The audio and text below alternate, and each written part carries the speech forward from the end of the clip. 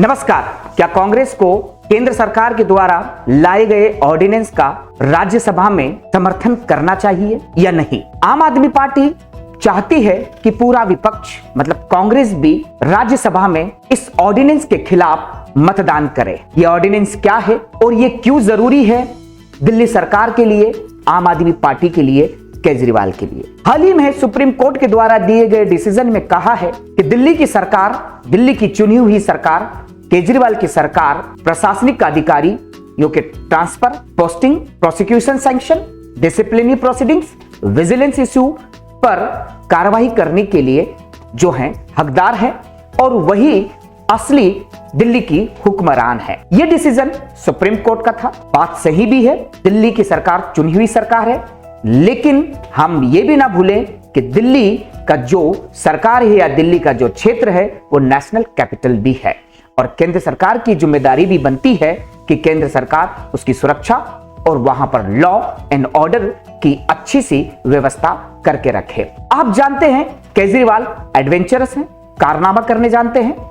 यदि ये ताकत उन्हें मिल जाती है तो अपने कारनामों के जरिए, अपने एडवेंचर्स के जरिए वो पूरे देश में धूम मचाना चाहेंगे और अपने कामों की गूंज पूरे देश में सुनाने की कोशिश करेंगे, क्योंकि उनके मकसद पूरे देश पर छा जाना है, चाहे वो कैसे भी काम है।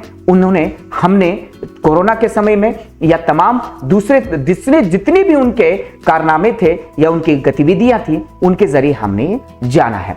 ऐसे हालात में कांग्रेस को सिर्फ भारतीय जनता पार्टी को हराने के लिए उनका समर्थन करना चाहिए या नहीं, यह जानना बहुत जरूरी है। आज जहां भी आम आदमी पार्टी का वोट बैंक बढ़ा है, कांग्रेस का घटा है। कांग्रेस का वोट बैंक आम आदमी पार्टी का वोट बैंक है। यदि कांग्रेस अपनी पुरानी स्थिति में आना चाहती है, पुरानी स्थिति मतलब 2004 वाली स्थिति में आना चाहती है, तो उसे आम आदमी पार्टी जैसी पार्टियों से किनारा करना पड़ेगा।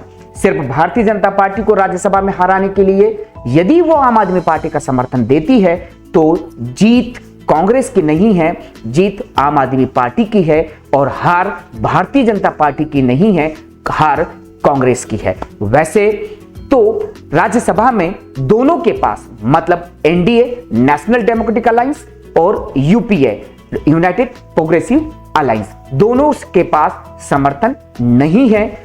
जो तिकड़मबाजी में ताकतवर होगा वही उस ऑर्डिनेंस को कानून बना देगा। सुप्रीम कोर्ट के खिलाफ लाए गए या सुप्रीम कोर्ट के डिसीजन के खिलाफ लाए गए इस ऑर्डिनेंस को हम क्या ये समझे कि ये लोकतंत्र के खिलाफ है? नहीं। केंद्र सरकार हर हालत में दिल्ली में विशेष तौर से नेशनल कैपिटल रीजन के अंदर शांति चाहती है और शीला दीक्षित मुख्यमंत्री रही, मदन लाल खुराना मुख्यमंत्री रहे, कभी नहीं सुनाई दिए ये आदमी गूंज करने वाला है, मतलब अपनी आवाज दिल्ली में रहकर पूरे देश में सुनाने की कोशिश करेगा। तो ये अधिकार उनके पास बंदर के हाथ में उस तरह के समान होंगे, कांग्रेस भी ये अच्छे से जानती है। यदि इस हालात में ये ऑर्डिनेंस पास हो जाता है और मतलब कि गिर जाता है, कानून नहीं बन पाता है, तो ये कांग्रेस के लिए बहुत दिक्कत का काम होगा आने वाले विधानसभा चुनाव में और कहीं ना कहीं लोकसभा चुनाव में। हमने देखा कि गुजरात के अंदर आम आदमी पार्टी 13% मतदान मतलब कि कुल मतदान का हिस्सा लेकर आई है। ये किसका हिस्सा था? ये कभी कांग्रेस का हिस्सा था।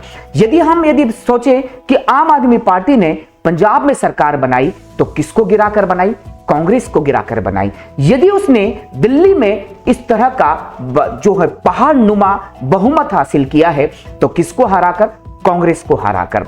तो कांग्रेस ये आत्मघाती प्रयास कतई ना करे कि राज्यसभा में इस ऑर्डिनेंस के जो है खिलाफ मतदान करे। वो मतदान से बाहर भी रह सकती है। उसका आम आदमी पार्टी को समर्थन देना सिर्फ आत्मघाती प्रयास होगा। यदि यह ऑर्डिनेंस कानून बन जाता है, ऑब्वियस यदि बीजेपी अपने करतूतों से मतलब जिस तरह से वह तिकड़मबाजी करके किसी भी जो है ऑर्डिनेंस को या बिल को कानून बनवा देती है, यदि यह कानून बन जाता है तो क्या वापस उच्चतम न्यायालय इसे जुडिशियल रिव्यू के दायरे में लेगी? बिल्कुल सही बात है। हर चीज, चाहे वो कॉन्स्टिट्यूशनल अमेंडमेंट हो, चाहे वो ऑर्डिनेंस हो, या सब वो कोई भी beyond the judicial review of the supreme court नहीं जा सकते। सुप्रीम कोर्ट सबकी समीक्षा करने की हकदार है और उन्हें अनकॉन्स्टिट्यूशनल ठहराने की भी जो है वो राइटफुल है। लेकिन बात यहां पर उसके जो है उस अनकॉन्स्टिट्यूशनल ठहराना या आम आदमी पार्टी का वहां जीतना नहीं है। यहां बात सिर्फ कांग्रेस की हो रही है कि कांग्रेस को आम आदमी पार्टी का समर्थन राज्यसभा में करना चाहिए या नहीं करना चाहिए, ये सवाल पैदा होता है। तो उसे यह समझना होगा कि ये ऑर्डिनेंस क्या है। ऑर्डिनेंस कहता है कि दिल्ली में प्रशासनिक अधिकारियों की पोस्टिंग के लिए, ट्रांसफर के लिए और प्रोसिक्यूशन सैंक्शंस के लिए, डिसिप्लिनरी प्रोसीडिंग्स के लिए, विजिलेंस के लिए एक कमेटी बनाई जाएगी। उस कमेटी में चीफ मिनिस्टर, चीफ सेक्रेटरी और प्रिंसिपल सेक्रेटरी होम, ये तीनों लोग होंगे।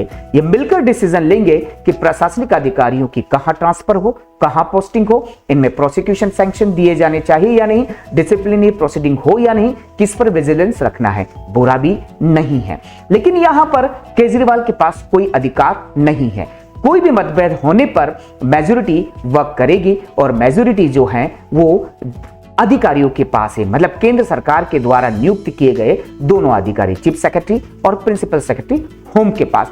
ऐसे हालात में ढक के 3 पात, मतलब जो उच्चतम न्यायालय ने निर्णय दिया है इस ऑर्डिनेंस के तहत वो 0 हो जाएगा, 0 हो जाएगा।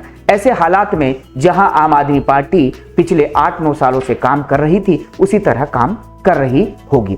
मुझे लगता है यदि वो उस तरह से काम कर रही होगी तो कांग्रेस के लिए ये बेहतर है, नेशनल कैपिटल रीजन्स के लिए भी बेहतर है और 1993 में जो कानून बना है वो भी उसके लिए भी बेहतर है। तो क्या ये कहें कि यदि यह ऑर्डिनेंस कानून बन जाता है, यह ऑर्डिनेंस बनने के पूर्व ही यदि उच्चतम न्यायालय में इसे चैलेंज किया जाए तो क्या सुप्रीम कोर्ट इस पर सुनवाई कर सकती है? तो सुनिए, सुप्रीम कोर्ट चाहे कॉन्स्टिट्यूशनल अमेंडमेंट हो, ऑर्डिनेंस हो या कोई बिल हो या बने हुए कानून हो, सुप्रीम कोर्ट के जुडिशियल रिव्यू के बियॉन्ड कोई भी नहीं है। सुप्रीम कोर्ट इस ऑर्डिनेंस पर भी पिटीशंस को या कानून बनने के बाद भी इसे सुन सकती है और उसे लगता है तो वो उसे अनकॉन्स्टिट्यूशनल भी ठहरा सकती है, डिक्लेयर कर सकती है। लेकिन आफ्टर ऑल राजनीतिक तौर पर यह देखा जाए कि कांग्रेस को यह आत्मघाती प्रयास करना चाहिए या नहीं करना चाहिए। आने वाले 3 विधानसभा चुनाव, राजस्थान, छत्तीसगढ़ और मध्य प्रदेश बहुत महत्वपूर्ण है और आम आदमी पार्टी ने ऐलान भी कर दिया है कि मध्य प्रदेश में पूरे 230 सीटों पर आम आदमी पार्टी चुनाव लड़ेगी। नुकसान सिर्फ कांग्रेस को होगा, इसलिए कांग्रेस को आम आदमी पार्टी से दूरी हर तरह की बनानी चाहिए और जहां तक हो आम आदमी पार्टी को उसे आगे नहीं निकलने देना चाहिए।